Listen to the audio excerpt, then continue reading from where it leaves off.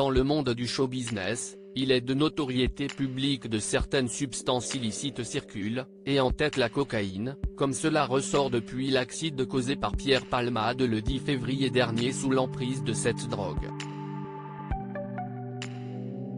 Invitée à en discuter avec la chanteuse Rose, sur son podcast Contradiction, Johanna Balavoine a témoigné de sa propre sortie de l'addiction, et a fait des révélations sur son célèbre père.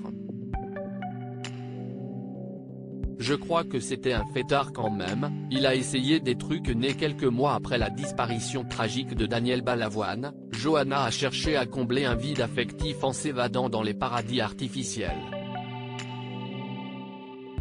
Au démarrage, à l'âge de 16 ans, il s'agissait pour elle de chercher à combler tout cet amour comme le relèvent nos confrères de Voici, et si est devenu totalement une prison, démarrant ses journées avec un rail de coke, un café et un joint, jusqu'au sevrage dont elle a largement parlé sur les réseaux sociaux pour sensibiliser les jeunes, à l'instar de Jean-Luc Delarue ou même de Rose, qui en a elle-même témoigné et a lancé son podcast sur le sujet des addictions.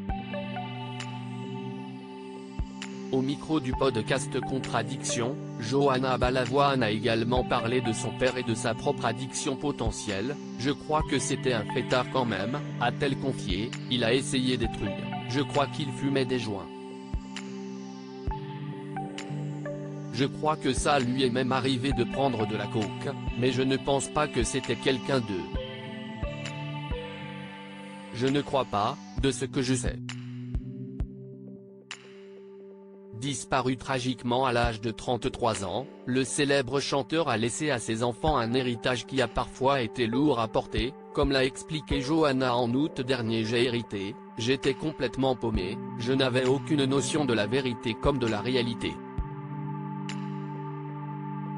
Et j'ai plongé dans la cocaïne.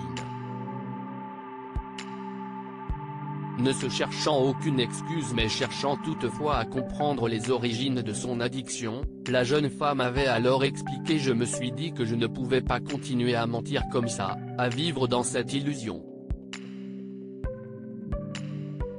Que je ne pouvais pas détruire son héritage. J'aurais aimé qu'il soit fier de moi. Je n'aille plus, comme à une époque, cette ambition d'être à la hauteur de son talent.